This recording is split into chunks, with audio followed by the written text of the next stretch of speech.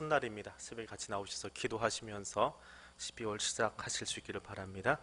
기도회 끝나고 장로님들 목양실에서 임시상회로 잠깐 모이겠습니다. 자, 룻기 3장 말씀 우리 같이 보겠습니다. 룻기 3장의 제목을 붙인다면 무엇이 될까? 이야기를 쭉 같이 따라가면서 한번 보시기를 바랍니다.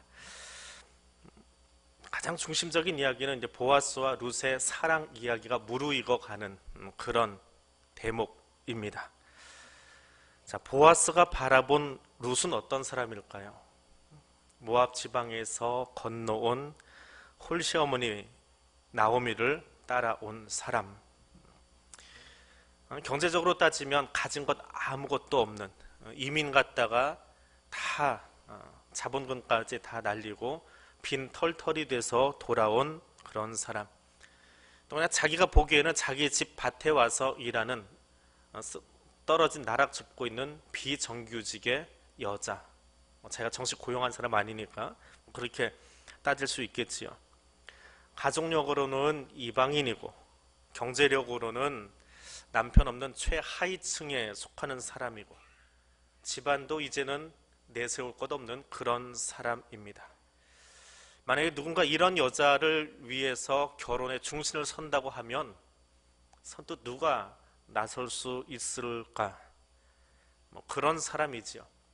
근데 아무튼 그 여자가 모압 사람이면서 혼자 된 시어머니를 따라오면서 이만저만한 일들을 경험했습니다라고 하는 것을 보아스가 들어서 알고 있다라고 이야기합니다. 보아스는 외모나 조건이 아니라 룻이 행하고 있었던 삶의 여러 가지 정황들을 듣고 그 사람을 판단하고 있었음을 볼 수 있습니다. 거꾸로 룻이 바라본 보아스는 어떤 사람일까요? 지난주에 보았던 것처럼 일꾼들이 일하는 곳에 와서 진심으로 그 사람이 어떻게 일꾼들을 대하고 있는지를 보았을 겁니다. 또 이방 여자를 향해서 긍휼을 베푸는 모습도 보았습니다. 이방 여자를 대하는 모습, 특별히 이스라엘 사람들이 모압과 암몬을 대하는 모습이 어떨까요? 이방인도 등급이 있습니다. 유대인이 이방인을 바라보는 등급이 있어요. 사마리아는 뭐 취급했습니까? 예수님 때 개 취급했지요. 이제 비유적인 사건이지만 우리가 그냥 흔히 머릿속에 확 들어와 있는 게 그 표현입니다. 그럼 모압하고 암몬은 어떻게 취급했을까요?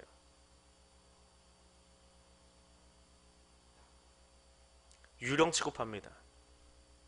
왜 유령 취급할까요?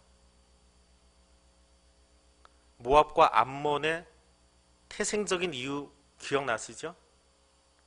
소돔과 고모라가 멸망할 때에 룻이 아니라 롯입니다. 롯의 두 딸과 그 사이에서 나온 족속이기 때문에. 그러니까 유대인들이 옆에 있는 나라이지만 강 건너 나라거든요. 요단강 동편에 있는 나라지만 모압, 암몬? 그것도 인간이냐? 그런 식의 취급을 하는 거예요. 그러니까 개 취급보다 더 못한 취급이 모압과 암몬이에요. 그래서 어떤 일이 있어도 우리 총에 들어오지 못하게 하라 할 정도로 그렇게 그러니까 존재 자체를 아예 거부해버리는 거죠. 사마리아는 혼혈이 됐으니까 그런 거. 이건 후대에 일어난 일이고요. 이 당시에 사사시대는 이미 모압과 암몬이 옆에 있는데 그들에 대해서 그렇게 사람 취급하지 않고 살았던. 근데 거기서 건너온 혼자 된 여인, 국제 결혼했는데 이미 사별하고 아들도 없고요. 그렇게 들어와 있는 여자. 그러니 혼자 되었다라고 하는 것만으로도 이미 좋지 않은 모습을 볼 수 있는 거죠. 우리 조선시대 사별한 여자들에 대해서 좋지 않은 시선으로 말하는 것도 있지요. 서방 모한 여자 해버리잖아요. 그보다 3,000년 전 이야기예요. 남편 잃었고 시아버지 먼저 가셨고 그리고 이방 여자란 말이에요. 근데 그 이방 여자가 자기 땅에 자기 밭에 들어와서 나락을 줍고 있어요. 그러면 소금 뿌릴 일이거든요. 이 사람이 들어있는 소금 뿌려야 될 일이에요. 그게 지금 룻과 보아스의 만남이라고요. 그런데 룻이 보기에 그런 이방 여인인 모압 여인인 나를 그 밭에 들어가서 주울 수 있도록 허락해 준 것만도 이거는 감지덕지예요. 그건 정말 은혜 입은 거예요. 그 이후의 이야기는 하지 않아도 괜찮아요. 3장의 이야기 하지 않아도 그 밭에 들어서 주울 수 있는 것만으로도 이미 그는 은혜를 입은 거라고요. 더군다나 집안에 자기를 지켜줄 남자가 없습니다. 시아버님도 안 계시고 남편도 없고 혼자 된 여자 둘이 살고 있어요. 그런데 그 밭에 들어가서 일하고 있는데 보아스가 소년들을 향해서 건드리지 못하도록 단속을 하고 있습니다. 그 배려를 받고 있어요. 그 룻의 마음이 어떠할까요? 한 달 정도 이어지는 추수기입니다. 이스라엘 사람들이 이 추수하는 시간이 한 달 정도 걸린대요. 짧게 잡으면 보름이고 거부이기 때문에 유력한 자이기 때문에 밭이 더 클 거예요. 그럼 보통 한 달 정도 시간을 잡고 추수를 한다고 그래요. 한 달 동안 비정규적으로 들어갔다 정규직이 되어버린, 그것도 이방 여인이 그런 배려를 받았다라고 하는 겁니다. 서로 무엇을 보고 있을까요? 보아스가 룻을 보는 모습이나 룻이 보아스를 보는 모습이나 외모를 보는 것이 아니라 중심을 보고 있는 그런 사랑을 하고 있습니다. 그럼 무엇을 보고 사람을 세우십니까? 무엇을 보고 사람을 뽑습니까? 교육자들이 자리를 많이 이동을 합니다. 이렇게 왔다 갔다 하는데 제가 제주에 갈 때요, 서울에 있다가 이제 제주에 이력서를 내고 기다리고 있는데 전화가 왔습니다. 내려와서 면접하자. 그건 좀 비행기 타고 내려가야 되니까 너무 거리가 멀잖아요. 그러니까 전화 인터뷰를 했습니다. 목사님이 전화기를 들고 계시고 옆에 장로님들이 앉아서 궁금한 거를 목사님한테 물어보면 목사님이 이제 전화기로 질문을 하는 거예요. 보통 교육자 면접하는 그 문항이 몇 개 있어요. 이제 고정적으로 보통 어느 교회를 가든지 대충 하는 게 있습니다. 그런데 전화를 끊을 때쯤 돼가지고 옆에서 누가 뭐라고 하는데 그걸 이제 옮기시는 거예요. 목사님이 뭘 질문하셨을까요? 우리 장로님들, 교육자가 와서 지금 면접을 해야 되겠는데 뭘 물어보고 싶으세요? 몇 분은 들어오셔서 면접을 해보신 분도 있는데 아주 기상천외한 질문을 받았습니다. 목사님, 키가 얼마나 되세요? 네, 얼마입니다. 여러분 제 키 얼마로 보고 계세요? 하도 오해가 많으셔가지고 74에서 75 왔다 갔다 합니다. 80을 넘겨 보시더라고요. 저 그렇게 안 커요. 그래서 그 다음 질문, 목사님 몸무게가 얼마세요? 그거 왜 물어볼까요? 답을 드렸습니다. 한 74 정도 나갑니다. 그랬더니 저 건너편에서 장로님 목소리가, 목사님은 가만히 계시는데 장로님 목소리가 들려요. 건강한 체구네요. 청빙합시다. 여러 가지 질문이 있는데 그 질문이 굉장히 귀에 들어왔어요. 그리고 제주를 내려갔습니다. 그 앞에 질문이 몇 개가 있었는데 아주 독특한 질문이셨어요. 직전 교회를 갈 때요, 이제 설교를 하고 나와서 장로님으로 식사를 하는데 모 장로님, 그 교회 어떤 장로님이 이렇게 식사를 하고 있는데 그래요. 목사님, 젓가락질을 잘 하시네요. 예? 몇 분은 들으셨을 거예요. 권사님들하고 이야기하다 사석에서 제가 이야기해드린 적이 있어요. 요즘 아이들이 젓가락질을 잘 못합니다. 포크로 먹어버릇해서 젓가락질을 못해요. 젓가락이 벌어져야 되는데 여기는 모여 있고요. 그렇게 잡아서 해야 되는데 다 붙여서 이러고 한대요. 젓가락질을 잘 하십니다 그러더라고요. 그래서 뭔 소린가 하고 가만히 쳐다봤어요. 아직 처음이니까. 그랬더니 양반집에서 자란 사람이 젓가락을 그렇게 잡아요. 그분은 양반 상놈에 대해서 굉장히 이게 민감하셨던 분이에요. 왜? 그렇게 표현해서 죄송해요. 소위 상놈들은 물에다 파말아서 빨리 먹어야 되니까 숟가락질만 하지 젓가락질을 못 배운대요. 그래서 이거 하는 사람은 제대로 양반집 가문에서 자란 사람이네요. 좋습니다. 그러고 이야기를 하시더라고요. 무엇을 보십니까? 교육자 면접을 하려고 이렇게 전임 때 혹은 부목사 때 이렇게 이동을 하다 보면 참 질문들이 기가 막힌 기상천외한 질문들이 오고요. 거기는 어떤 또 의도가 있어요. 사람을 만날 때에, 사람을 볼 때 무엇을 보십니까? 오늘 룻과 보아스가 서로를 향해서 무엇을 보고 있습니까? 외모를 보거나 그 사람의 경제력을 보거나 그 사람이 처한 환경을 보지 않습니다. 그 사람의 중심을 보고 그것을 보아주려고 노력하고 있는 두 사람의 모습을 볼 수 있습니다. 하나님이 우리의 중심을 보시지요. 사람은 속일 수 있습니다. 사람의 눈은 가려울 수 있습니다. 하나님은 우리의 중심을 보고 계십니다. 하나님이 보시는 눈으로 서로를 바라볼 수 있도록 그렇게 사랑할 수 있는 사람 될 수 있기를 원합니다. 두 번째 보는 이 사람들의 사랑의 모습은 배려하는 사랑입니다. 당신의 옷자락을 펴서 당신의 여종을 덮어주십시오 라고 룻이 이야기를 합니다. 나오미의 주문대로 하고 있습니다. 시어머니가 좀 짓궂은 것 같지요. 추수가 끝날 때쯤 해서 그 분위기를 보아하니 보아스가 룻을 잘 챙겨주는 것 같습니다. 그러니까 추수가 다 끝나면 그 보아스가 어디 가서 자고 있는지 보아두었다가 가서 그 이불 밑에 발치로 들어가서 같이 그 이불을 살짝 덮고 누워라 라고 다 가르쳐 줍니다. 추수가 끝나면 집으로 들어가지 않는답니다. 추수가 끝나면 그 볕단들을 깔아놓고 그 들판에서 같이 잔치를 벌이고, 자 이제 오늘 추수가 끝났으니까 기분 좋다 하고 주인이 그 자기 집의 종들과 함께 식사를 하고 파티를 벌인대요. 그럼 거기서 같이 종들과 같이 잠을 잔답니다. 그러니까 어디에 누울지 모르는 거예요.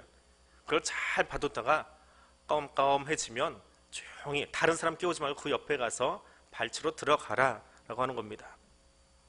당신의 옷자락을 펴서 당신의 여종을 덮어주십시오. 당신의 카나프, 당신의 날개를 펴서 나를 덮어주십시오. 이 대목에서 사람들이 굉장히 선정적이다, 좀 야하다, 뭐 그런 식의 이야기를 하는 사람들이 있습니다.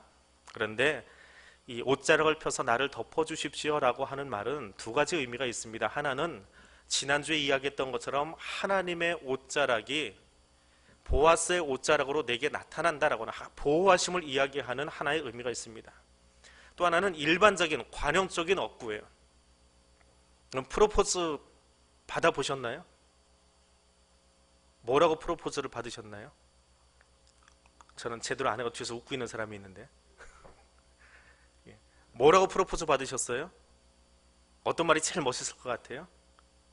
파리 여인인가 거기서 했던 유명한 대사 있지요. 이 안에 너 있다 뭐 그렇던가요? 그 관용구입니다. 당신의 옷자락으로 나를 덮어주십시오 라고 하는 말은 결혼해 주세요 라고 하는 말이에요. 결혼해 주세요. 왜냐하면 그 추운 밤에 들판에서 잠을 잘 때에 남편이 해야 될 일들은 옷자락을 벗어서 추위에 웅크리고 자고 있는 자기 부인을 덮어주는 거예요. 그건 부인에게 하는 일이에요. 그래서 당신의 옷자락으로 나를 덮어주십시오 라고 하는 말은 나를 당신의 아내로 맞아주십시오 라고 하는 청혼의 이야기와 같은 관용법입니다. 더불어서 하나님의 옷자락으로 나를 덮듯이 이제는 당신의 보호 아래 나를 넣어주십시오 라고 하는 말입니다. 고엘의 풍습을 이해하지 못하면 야하다고 생각될 수 있는 이 대목이 하나님의 그 이스라엘의 율법을 알고 있는 나오미가 다 교육을 시켜서 보아스에게 보내놓은 이야기입니다. 어떻게 보면 룻은 좀 난감한 상황이죠. 왜냐하면 유대의 법을 잘 알지 못하는 상황에서 시어머님의 이야기를 듣고 지금 들어가 있는 거기 때문에 난감할 수 있는 상황입니다. 근데 또 거꾸로 보면 나오미는 이 룻을 통해서 듣고 있는 보아스의 인품을 믿고 있는 거예요. 지금 내 혼자 된 며느리를 그 발치에 데려다 놓아도, 발치에 같이 발을 넣고 있어도 그냥 사람들이 생각하는 것처럼 그런 야한 일들이, 무지몽매한 일들이 일어나지 않을 거다라고 하는 것을 이미 알고 있는 거예요. 그래서 믿고 있는 거예요. 그 믿음을 가지고 지금 룻을 보내고 있습니다. 그랬더니 보아스가 이야기합니다. 10절에 가서 이렇게 이야기합니다. 그가 이르되 내 딸아 여호와께서 내게 복 주시기를 원하노라. 내가 가난하건 부하건 젊은 자를 따르지 아니하였으니 내가 베푼 인애가 처음보다 나중이 더하도다. 현대인의 성경은 이것을 이렇게 풀어놨습니다. 여호와께서 그대에게 복을 주시기를 원하네. 가난하건 돈이 많건 젊은 사람에게 시집갈 생각하지 않고 시어머니 받들어 섬기는 걸 볼 때 그대의 정성이 처음보다 나중에 점점 더하여 가는구나 라고 이야기합니다.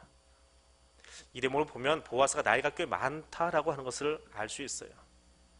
젊은 여자니까 나이 든 남자한테 시집가는 것보다는 그래도 그 젊음을 가지고 젊은 남자에게 좀 이렇게 잘 보이고, 그래서 젊은 새 가정을 만들면 좋을 텐데 그런 거 따지지 않고 자기 마음에 오는 대로 따지지 아니하고 고엘의 법을 따라서 나에게 찾아온 것을 보았다라고 하는 거예요. 처음에 너에 대한 이야기를 많이 들었는데 지금 내가 하는 모습을 보니까 이것도 너의 생각 속에서 나온 것은 아닌 것 같은데 점점 더 그 모습이 진국이다. 처음 볼 때보다 지금이 더 진국이다 라고 표현하고 있습니다. 보아스의 말대로 젊음을 가지고 자기 안목을 쫓아서 젊은 남자들을 따라갈 수 있었습니다. 시어머니의 뜻을 쫓아서 가문의 명예를 위해서 행동하고 있는 룻의 모습을 볼 수 있습니다.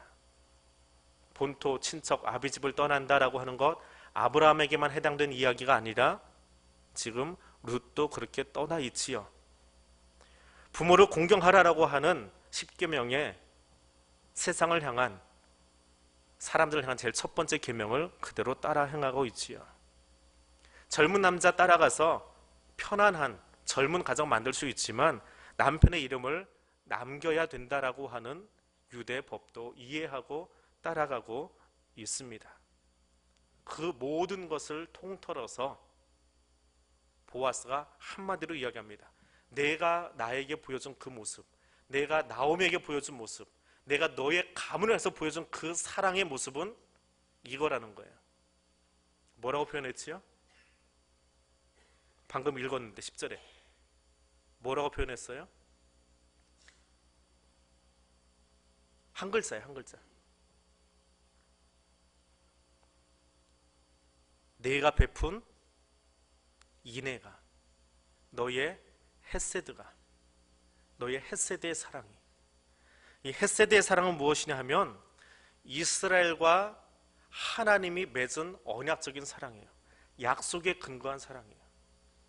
그냥 내가 좋아서, 그냥 내가 부자니까 나한테 오면 좀 개과천선할 수 있을 것 같아서 내게 찾아온 것이 아니라 고엘이라고 하는 법을 알고 가문을 살리기 원하는 어머니의 뜻을 알고 그 법 테두리 안에서 사랑하고 있는 너의 모습, 그 사랑은 그냥 필로스의 사랑도 아니고 그냥 마음에 동해서 돈 많은 남자니까 하는 그런 사랑이 아니고 어떤 사랑이요?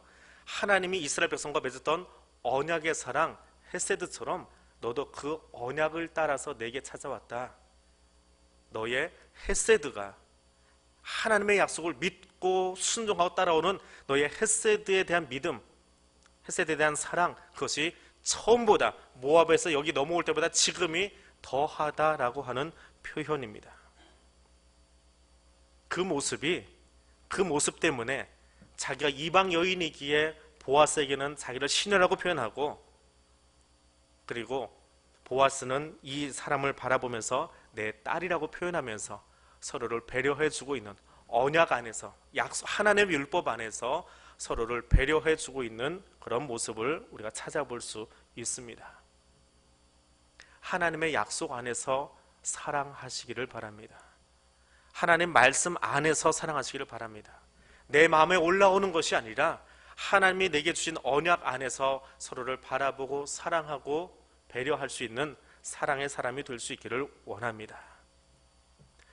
세 번째로 이 룻께서 3장에서 보여주는 사랑은 표현하는 사랑입니다. 시어머니 나오미가 이야기를 합니다. 룻의 시어머니 나오미가 그에게 이르되 내 딸아 내가 너를 위하여 안식할 곳을 구하여 너를 복되게 하여야 하지 않겠느냐. 시어머니라고 하는 단어는 룻께 여러 번 나옵니다. 그런데 나오미가 대체 누구냐? 나오미가 뭐 하는 사람이냐? 그 정체성을 밝힌 유일한 구절이 3장 1절이에요. 누구라고 나와 있어요? 룻의 시어머니 나오미라고 나와 있어요. 그냥 자기 신세만 한탄하고 있던 사람이 아니라 이 대목에 와서 지금 자기를 따라온, 혼자 된 자기를 따라온 그 자부에게, 며느리에게 내가 이제는 시어머니의 권위를 가지고 뭔가 해줘야 되겠다. 그냥 맨날 가서 저기 밥벌이 해와라. 그래서 나달 주워다가 내가 먹을 수 있게 우리 그냥 연명하면서 이렇게 살자. 뭘 앞으로 살릴 거 뭐 있냐. 그리고 체념하고 살던 이 여인이 그 며느리에게 시어머니로서 마땅히 해야 될 일들을 지금 하고 있다는 거예요. 3장의 이야기에서는 나오미가 정체성이 없이 살아가고 있다가 이제는 자기가 해야 될 일이 무엇인지 아는 거예요. 근데 그 일이 뭐예요? 룻의 시어머니 역할이에요. 시어머니 역할이 고부 갈등을 유발하는 것이 아니라 내 딸아, 내가 너를 위해서 안식할 곳을 구해줘야 되겠다. 너를 복되게 해야 되지 않겠느냐. 이게 나의 사명이다라고 하는 거예요. 시어머니 사명이 뭐라고요? 고부 갈등 유발하는 사람이 아니고 뭐라고요? 시어머니들만 1절 읽어보세요. 시어머니 되시는 분들만 1절 같이 읽겠습니다. 룻의 시어머니 나오미가 그에게 이르되 내 딸아 내가 너를 위하여 안식할 곳을 구하여 너를 복되게 하여야 하지 않겠느냐. 시어머니 몇 명 안 계시나 봐요? 제가 알기로는 더 있는데 하고 싶지 않으신가 봐요. 시어머님들 이렇게 세우기 전에 한 번만 더 읽겠습니다. 큰 소리로. 자, 누군지 압니다. 이제 시작.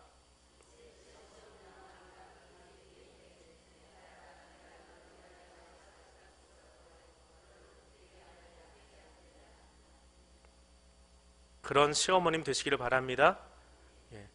시어머니의 자리는 며느리 구박하는 자리가 아니라 시어머니의 자리는 룻께서 말하는 시어머니의 자리는 어떤 자리요? 그 며느리로 하여금 그 딸로 하여금 안식할 곳을 찾게 만들어준 사람이에요. 시어머니 때문에 며느리가 안식할 곳을 찾아가는 거예요. 그 시어머니 때문에 이 며느리가 복된 삶을 살아가는 거예요. 내가 이제 그 역할을 해주겠다라고 하는 거예요. 지난번에 그 나로 학교 좀 가세요 그랬더니 두 분이 수료하셨더라고요. 예. 이번에 아버지 학교 끝나고 나면 아버지 학교랑 사내동산이랑 수료하신 분들 간증을 한번 더 들어보려고 그러는데 그냥 되는 거 아닙니다. 나오미가요 2장까지는 자기 역할을 못했어요. 그냥 시어머니는 시어머니인데 그냥 흘러가고 있었어요. 그러다가 3장에 와서 비로소 하나님이 자신에게 주신 사명이 무엇인지 아는 거예요. 시어머니예요. 룻의 시어머니. 그 역할은 뭐라고요? 안식을 주는 자. 그로 하여금 복되게 하는 자. 장모님들도 마찬가지예요. 사위에게 뭐 하는 사람이요? 안식을 주고 복되게 하는 자. 그런 사람 되시기를 바랍니다. 나오미는 룻이 안식할 곳을 얻기를 원했어요. 안식은 어디서 얻습니까? RSV 성경에서는 a home이라고 번역을 해놨어요. 가정에서 안식을 얻어요. LB 성경에서는 남편이라고 번역을 해놨어요. 공동번역에서는 보금자리라고 번역을 해놨어요. 혼자 된 내 며느리가 가정을 이루어서 가정 안에서 안식 얻기를 원하는 거예요. 가정은 안식하는 곳이에요. 하나님 주신 안식을 누리는 곳이에요. 거기 들어갔다 나올 때 피곤하더라. 그건 잘못된 거예요. 아무리 피곤해도 가정에 들어가서 쉬고 나오면 재충전할 수 있는 곳이 되어야 돼요. 그곳을 만들어주겠다. 그런 가정을 만들기 위해서 나오미가 이제 내 역할을 하겠다라고 하는 것이 3장의 시작이에요. 그 나오미가 자기 정체성을 발휘 하고 나니까 3장이 시작한 거예요. 보아스하고 룻이 불꽃이 튀겨가지고 시작한 것이 아니라 하나님이 나오미로 하여금 자기 자리를 서게 만드신 거예요. 시어머니라고 하는 그 자리에 제대로 서게 만드신 거예요. 혼자 되었건 같이 건 상관없어요. 자기 자리에서 마땅히 해드리려 하게 한 거예요. 그랬더니 3장의 이야기가 시작되는 거예요. 그리고 나서 나오미와 룻의 사랑 이야기도 나오는 거예요. 만약에 나오미가 정신 못 차리고 이때도 나 같은 여자는 뭐 이러다 저러다 하고 푸념하다 끝났다면 3장 나오지 않아요. 어른된 자는 어른된 자리에서, 자녀된 자는 자녀된 자리에서, 부모된 자는 부모된 자리에서 자신의 사명 감당할 때에 거기 하나님이 원하시는 사랑의 이야기가 시작됨을 기억하시기를 바랍니다. 너를 복되게 하지 않겠느냐.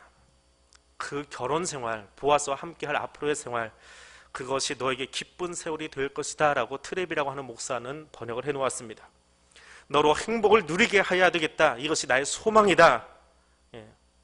갑조라고 하는 목사님이신데 그분은 그렇게 이것을 설명해 놨어요. 너를 위해서 복을 찾는 것이 나의 의무다. 카일리라고 하는 신학자는 그렇게 번역을 해놨습니다. 내가 어떻게 복되게 살아야 될지를 찾아가는 게 나의 사명이래요. 그게 시어머니의 사명이고 그게 장모의 사명이고 그것이 아버지의 사명이고 그것이 어머니의 사명이고 그것이 부모의 사명이에요. 그것이 어른의 사명이에요. 자녀들로 하여금 어떻게 복된 길을 걸어가게 할 수 있을까라고 하는 것을 찾아가는 사람이에요. 그 자리에 서는 거예요. 그래야 3장이 시작됩니다. 부모가 부모 역할을 하지 않았으면 3장은 없어요. 룻기 3장과 4장은 더 이상 이야기가 나올 수 없는 거예요. 유대의 법을 알지 못하는 자부에게 그 법을 알려주고 법 안에 설 수 있도록 도와주는 거예요. 고엘의 혜택을 받을 수 있도록 적극적으로 찾아가게 만들어준 거예요. 고엘은 저절로 하는 게 아니에요. 여러분, 내가 손해보면서 다른 사람이 잘 되게 하는 것 하고 싶으세요? 솔직하게 얘기해서, 우리끼리니까 닦아놓고 얘기해서 내가 좀 손해보고 다른 사람 잘 되는 거 그거 보고 싶으세요? 말씀도 안 하시는 게 아니지요? 맞아요. 고엘은 법으로 정해져 있습니다. 신명기 법에 있어요. 그러나 고엘은 강제사항이 아니에요. 안 해도 돼요. 룻이 찾아갔을 때 첫 번째 사람 안 했잖아요. 신발 집어 던졌잖아요. 신발 집어 던지는 것은 가장 치욕스러운 행위래요. 야이 저 못난 것, 지 할 것도 못하면서 사람들이 손가락질 한답니다. 그래도 싫어요. 왜? 내 재산에 손해가 나니까. 그래서 고엘은 안 하려고 한답니다. 그래서 고엘의 혜택을 받아야 할 사람, 그러니까 룻 같은 사람이 찾아 나서야 돼요. 당신 나의 첫 번째 고엘인데 나한테 나를 도와주고 나와 같이 결혼해주고 아이 낳게 해주고 그래서 재산이 물려갈 수 있게 해주세요. 찾아다녀야 되는 거예요. 찾아다녀도 괜찮다라고 돼 있어요. 그럼 부끄러운 일이 아니에요. 아니 남편 잡아먹고 여자가 뭘 어디로 왔다 갔다 해. 그렇게 말하면 안 된대요. 고엘 법에는 이 고엘 해야 되는 고엘이라고 하는 사람을 찾아 나선 여자가 적극적으로 가도록 권유하고 있어요. 왜? 남자들이 안 하려고 하니까. 자기 거 손에 안 보려고 하니까. 아무리 친척이고 가문여도 안 하려고 하니까. 그래서 스스로 찾아 나서게끔 허용이 돼 있어요. 근데 그걸 가르쳐 준 게 누구예요? 어머니예요. 어머니가 그걸 안 거예요. 그 법을 알았고 법 안에서 사랑하게 만들어 준 거예요. 인의 모습이라고 하는 것은 그 어머니를 통해서 들은 약속을 믿고 살아가는 거예요. 그래서 보아스가 룻을 보고 너의 인애가, 내가 베푼 인애가 그렇게 설명을 하고 있는 겁니다. 자, 그 일이 벌어진 다음에 자기 발밑에 와서 잠자고 있던 그 딸이라고 표현된 룻을 본 다음에 이야기하지요. 두려워하지 말아라 라고 이야기합니다. 두려워하지 말아라. 무엇을 두려워하지 말라는 이야기일까요? 사사기 제일 마지막에 나왔던 이야기 아시지요? 성적으로 문란해져 있던 그 시대의 모습, 난교가 횡행하던 그 모습, 내가 거기서 너를 지켜주겠다라고 하는 이야기예요. 발밑에 아무도 모르게 들어왔으니까 밤중에 뭐 그렇고 그런 일이 생겨나도 누가 뭐라고 하겠어요?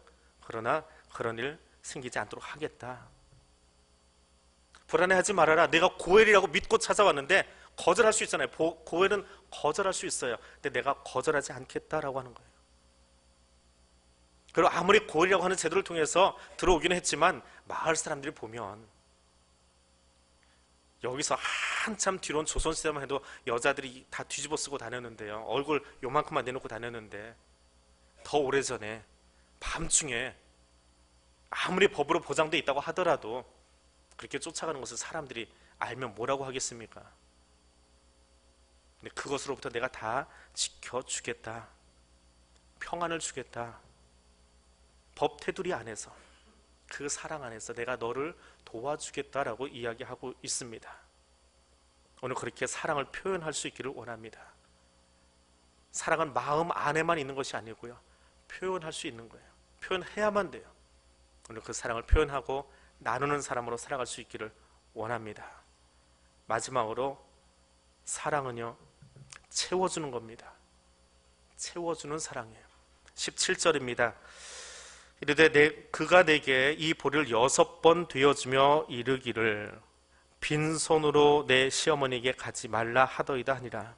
이제 집에 들어와서 나오미에게 시어머님에게 이야기하는 거예요. 이런저런 일이 있었습니다. 그런데 보아스가 옷을 벌리라 하더니 거기다가 6번 되어서 먹을 수 있게 그를 되어 주었습니다 라고 이야기합니다. 어디다 채워 주었다고요? 빈손에다 채워 주었대요. 레캄이라고 하는 히브리어 단어인데 빈손이라고 하는 이 단어가 어디에 나와요? 내가 모압으로 갈 때는 풍족하게 갔는데 돌아올 때는 빈손으로 돌아왔습니다. 룻기 1장 21절에 이 단어가 등장합니다. 근데 3장에 와서 그 빈손에 보아스가 6번 채워주어요. 내 스스로 잘해보려고 애쓰고 애썼는데 결국은 실패하고 다 날려먹고 남편도 죽고 아들들도 죽고 혼자 된 며느리 데리고 온 빈 털털이 인생이에요. 그런데 룻을 통해서 채워주는 거예요. 빈손으로 가지 말아라. 레캄으로 가지 말아라. 하나님이 이 단어를 반복해서 쓰게 하심으로써 이제 더 많이 채워주시겠다라고 하는 것을 복선으로 깔아놓고 있는 대목이 여기 17절의 이야기입니다. 하나님은 채워주시는 분이에요. 근데 당장에 다 채워주지는 않으세요. 7번 채우지 않았어요. 이스라엘 사람들이 제일 좋아하는 숫자가 7이라고 하는 숫자입니다. 근데 7을 채우지는 않았어요. 하나 부족하지요. 부족하지만 기다리라는 거예요. 아직 시간이 다 되지 않았기 때문에 4장이 아직 남아있어요. 다음 주가 아직 남아있어요. 기대하세요. 하나님 사랑은 기대하는 거예요. 기다리는 거예요. 조금 부족해 보이지만 약해 보이지만 하나님은 더 많이 채우시려고 지금도 일하고 계시는 분이에요. 하나님 바라볼 수 있기를 원합니다. 사사시대라고는 어두운 시대입니다. 제 속인에 오른 대로 살아가는 사람들입니다. 엉망이 되었던 사사기의 마지막 이야기를 읽다가 이 대목을 읽습니다. 자기 속인에 오른 대로 마음에 끌리는 대로 욕정대로 살아가던 사람들, 그래서 베냐민 지파 하나를 쑥대밭을 만들었던 잘못된 사랑 때문에, 잘못된 소위 거짓된 사랑 놀이 때문에 지파 하나가 뭉개져 버렸던 그 이야기를 읽다가 룻기가 등장을 합니다. 여기는 뭐가 등장하는 거예요? 중심을 보는 사랑이 등장하고요, 배려하는 사랑이 등장하고요, 표현하는 사랑이 등장하고요, 채워주는 사랑이 등장해요. 어두운 세상에서 진짜 사랑이 무엇인지를 보여주고 있는 이 이야기를 통해서 우리도 그렇게 살자라고 하는 거예요. 세상이 다 어둡지만, 세상이 다 제멋대로 살고 있지만 우리는 그렇게 살지 말고 하나님이 원하시는 사랑으로 이 가정처럼 살아가자. 그래서 이것이 불꽃과 같은 모습이에요. 역사서로 분류하지 않고 성무서로 분류해 놓는 이유도 그렇게 노래하며 살자라고 하는 거예요. 그리고 기다리자라고 하는 거예요.